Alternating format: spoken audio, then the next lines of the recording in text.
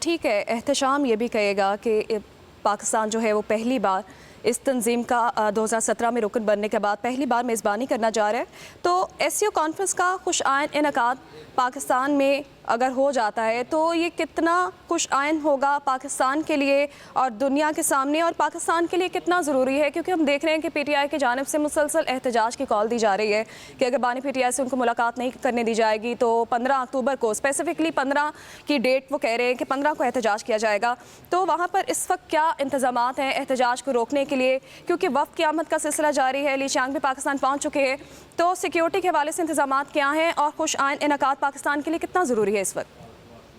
देखिए, इस वक्त पूरी दुनिया की, न सिर्फ पूरे खित्ते की बल्कि पूरी दुनिया की नज़रें इस्लामाबाद पर है, क्योंकि ये एससीओ समिट जो है वो ये इलाकाई ताउन तंजीम है और खित्ते में, इस जनूबी एशिया के खित्ते में शायद जो म्यूचुअल कोऑपरेशन है ये उसका सबसे बड़ा प्लेटफॉर्म है।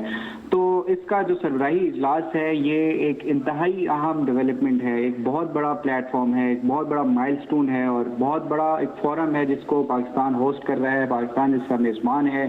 पाकिस्तान के वज़ीर-ए-आज़म की सरबराही में ये सरबराही इजलास हो रहा है। यकीनी तौर पर डिप्लोमेटिकली, स्ट्रेटजिकली इस वक्त और फॉरेन पॉलिसी के एतबार से इस वक्त पूरी दुनिया की नज़रें पाकिस्तान पर हैं और इसका कामयाब इनकाद यकीनी तौर पर पाकिस्तान का जो एक इकनॉमिक रिवाइवल हो रहा है, फिर उसको एक डिप्लोमेटिक रिवाइवल के साथ जब लिंक किया जाएगा तो यकीनी तौर पर पाकिस्तान का इंतहाई मुस्बत चेहरा जो है वो पूरी दुनिया के सामने आएगा। एहतजाज का जिस तरह से आपने तज़किरा किया, तो जो पाकिस्तान की सबसे बड़ी अपोजिशन की जमात है उसकी जानिब से एहतजाज की कॉल दी गई थी और उनके जो रहनुमा हैं चूँकि वो इस वक्त पाबंद सलासिल हैं, तो जो पीटीआई है उसकी जानिब से ये एहतजाज की कॉल दी गई थी और मुबैना तौर पे ये इल्ज़ाम लगाया जा रहा था पाकिस्तान तहरीक इंसाफ की जानिब से कि उनके रहनुमा के साथ उनकी मुलाकात जो है वो नहीं करवाई जा रही। 4 अक्टूबर के बाद से बानी पीटीआई के साथ पीटीआई लीडरान की मुलाकात नहीं हो सकी, ये कहा जा रहा था पीटीआई की तरफ से। लेकिन कुछ खबरें यूँ भी गर्दिश कर रही थी कि वज़ीर दाखिला मोहसिन नकवी का रब्ता भी हुआ जो बैरिस्टर गौहर हैं चेयरमैन पीटीआई, उनके साथ, और इस हवाले से भी हमें एक पॉजिटिव डेवलपमेंट देखने में आएगी और मुमकिन तौर पर जो पीटीआई है वो एहतजाज की कॉल वापस ले लेगी। तमाम प्रेशराइज बहर कैफ जो पीटीआई है उसकी जानिब से प्रेशराइज किया जा रहा था गवर्नमेंट को इस हवाले से कि जो सरबराही इजलास है उसके मौका पर डी चौक में एहतजाज किया जाएगा। लेकिन अब इस हवाले से भी मुस्बत खबरें सामने आना शुरू हुई हैं और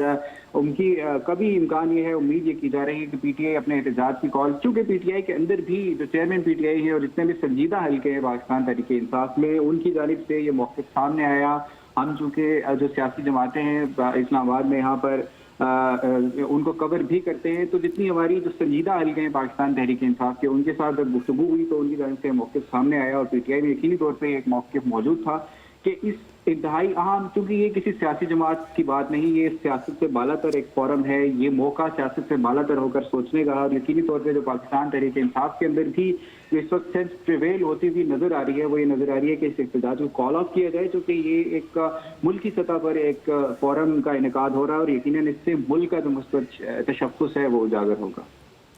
ठीक है, एहतशाम ये भी बताएगा, साथ साथ चीन के वज़ीर-ए-आज़म तो पाकिस्तान पहुँच गए हैं, दीगर कौन से गैर मुल्की वफूद हैं जो अब तक पाकिस्तान पहुँच चुके हैं? वफ्त गुज़िश्ता रोज़ पाकिस्तान पहुंचा। चीन के वज़ीर-ए-आज़म के अलावा भारत का 4 रुकनी वफ्त इस्लामाबाद पहुंचा है और मुमकिन तौर पर आज ये इम्कान ज़ाहिर किया जा रहा है कि जो भारत के वज़ीर ख़ारजा जयशंकर हैं वो भी आज इस्लामाबाद पहुंच रहे हैं और मुमकिन तौर पर शाम के औकात में या बाद शाम जयशंकर की इस्लामाबाद के नूर खान एयरबेस पर आमद होगी, जहाँ पर उनका इस्तकबाल किया जाएगा और दीगर जो रीजनल कंट्रीज़ हैं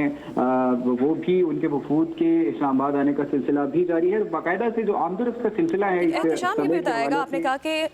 पॉसिबल है कि शाम तक भारत के वज़ीर ख़ारजा भी पाकिस्तान पहुंच जाएंगे, तो हमने देखा है कि 9 साल बाद भारत के वज़ीर ख़ारजा पाकिस्तान में आ रहे हैं एससीओ कॉन्फ्रेंस में शिरकत के लिए, तो क्या एक्सपेक्टेड है उनके साथ और दीगर कौन लोग मौजूद होंगे वक्त के हमरा? जी देखिए, भारत के वज़ीर ख़ारजा के साथ भारत की वज़ारत ख़ारजा है उसके आला हुक्काम जो हैं वो उनके हमरा उनके वक्त में मौजूद होंगे। बायलैटरल कोऑपरेशन के हवाले से हम ये जो भारतीय वज़ीर ख़ारजा है उन्होंने कैटेगोरिकली